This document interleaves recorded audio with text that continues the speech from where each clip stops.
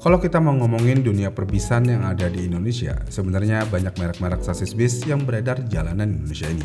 Mulai dari merek-merek sasis Volvo, Hino, Scania, dan lainnya.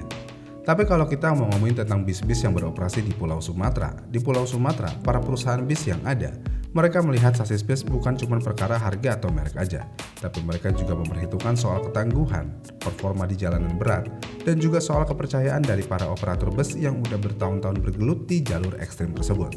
Dan ke arah perhitungan dari para pengusaha bus di Sumatera itu juga, dari sekian banyak merek-merek sasis yang ada di pasaran Indonesia, sasis bus Hino lah yang kurang begitu laku jika kita ngomongin bus-bus yang ada di Pulau Sumatera. Pertanyaannya adalah, kenapa sasis bus Hino kurang laku di Pulau Sumatera? Apakah sasis bus Hino ini kurang tangguh dan nggak bisa menaklukkan jalanan yang ada di Pulau Sumatera? Sebelum kita masuk pembahasan utamanya, kita harus tahu dulu tentang karakter jalanan di Pulau Sumatera tersebut seperti apa. Jadi jalanan di Pulau Sumatera terkenal sangat menantang buat para pengendara yang lewat di jalanan tersebut. Yang mana jalanan di Pulau Sumatera ini bukan cuma jalur lurus yang menyambungkan antar kota ataupun provinsi di pulau tersebut. Karena di jalanan Pulau Sumatera banyak tanjakan ataupun turunan curam, dan juga banyak tikungan tajam di sepanjang jalannya. Belum lagi ada beberapa jalan yang sering rusak parah, berlubang, dan juga licin pada saat hujan turun. Makanya nggak sedikit para pengendara ataupun supir bus yang bilang kalau jalanan lintas Sumatera adalah jalur neraka. Karena emang di jalur Sumatera itulah tantangan yang berat dan jalur yang ekstrim ngebuat para supir atau bahkan bus yang dikendarainya itu kewalahan. Dengan kondisi jalanan yang ekstrim seperti ini, para operator bus cenderung mencari sasis yang udah teruji punya tenaga besar, torsi melimpah di putaran rendah, dan sistem pengereman yang sangat kuat dan tahan banting. Dan inilah alasan utama kenapa sasis seperti Mercedes-Benz, Scania, atau Volvo lebih mendominasi di jalur Sumatera. Karena merek-merek itu dianggap lebih cocok untuk kondisi medan yang berat seperti di jalur Sumatera ini. Kemudian selain itu, sasis bus Hino di Indonesia mayoritas bermain hanya di segmen mesin 230 PS sampai 260 PS aja. Dan dengan sasis spek mesin di kapasitas seperti itu, di beberapa jalur datar seperti di Pulau Jawa, mesin dan sasis ini udah cukup dan mampu melintas jalanan di Pulau Sumatera. Tapi kalau buat medan jalanan seperti di Pulau Sumatera yang penuh tanjakan panjang dan turunan curam, mesin yang dibuat oleh pabrikan Hino ini dengan tenaga sebesar itu, mesinnya sering dibilang akan ngos-ngosan atau nggak akan kuat untuk melewati jalur-jalur yang ada di Pulau Sumatera. Dan para supir bus di Pulau Sumatera butuh sasis dan mesin yang memiliki kekuatan minimal di atas 300 PS. Bahkan banyak yang lebih nyaman dengan mesin dengan kapasitas 360 PS ke atas. Dan Scania ataupun Mercedes hadir dengan varian mesin 320 PS, 360 PS, bahkan 450 PS yang torsi dan daya tahannya udah terbukti kuat dan tangguh di jalur lintas Sumatera yang terkenal berat ini. Jadi untuk di bagian sektor mesinnya aja, Hino secara tenaga udah kalah jauh dari kompetitornya yang ada di Pulau Sumatera.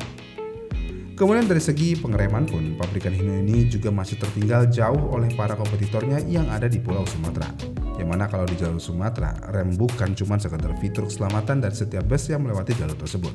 Tapi bagi para supir bus di Sumatera, rem itu adalah harga mati dan tanpa adanya kompromi.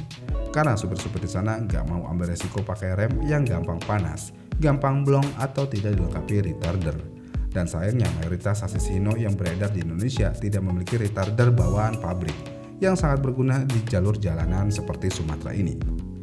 Sementara itu, sasis seperti Scania dan Mercedes-Benz sudah dilengkapi dengan sistem pengereman yang komplit dan ini dianggap sangat aman bagi para supir bus yang mengaspal di jalur Sumatera.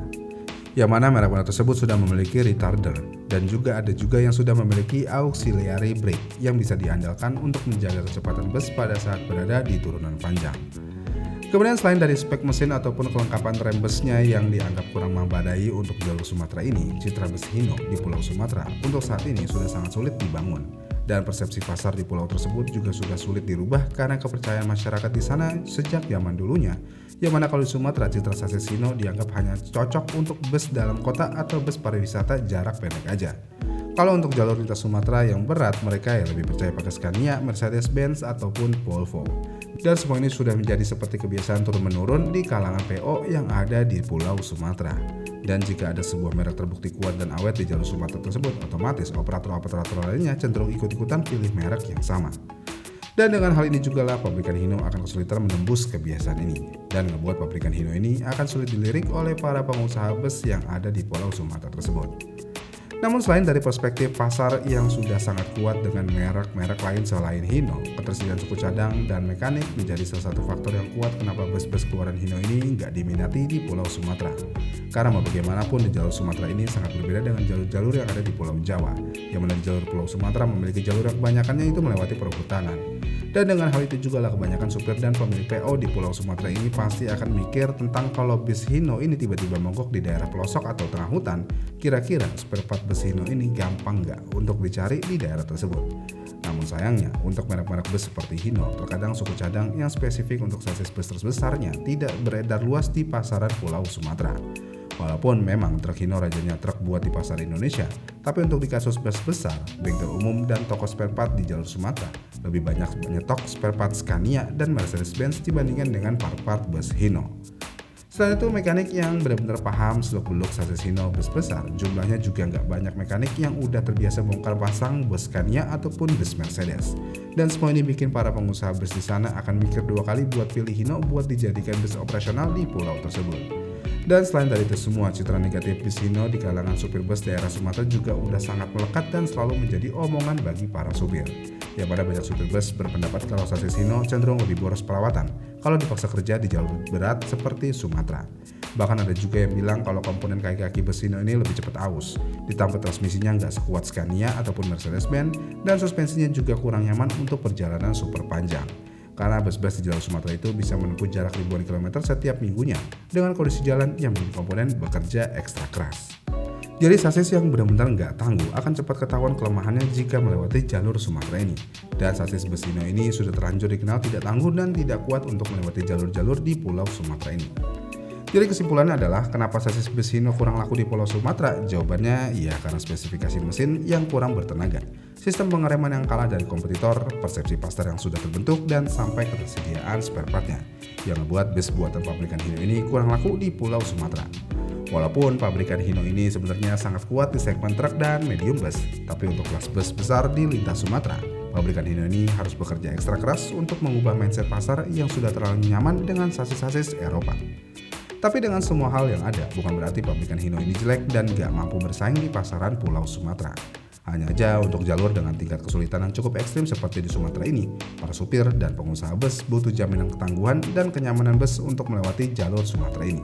Karena ya kalau bus besar Hino ini sudah bisa membuktikan itu ke para driver ataupun para pengusaha bus di Pulau Sumatera, ini gak menutup kemungkinan kalau pabrikan Hino dengan bus besarnya akan bersaing di jalur Pulau Sumatera dengan kompetitor-kompetitornya yang ada. Iya kan? Gimana nih menurut kalian? Komen di kolom komentar di bawah ya, dan sampai jumpa di video selanjutnya.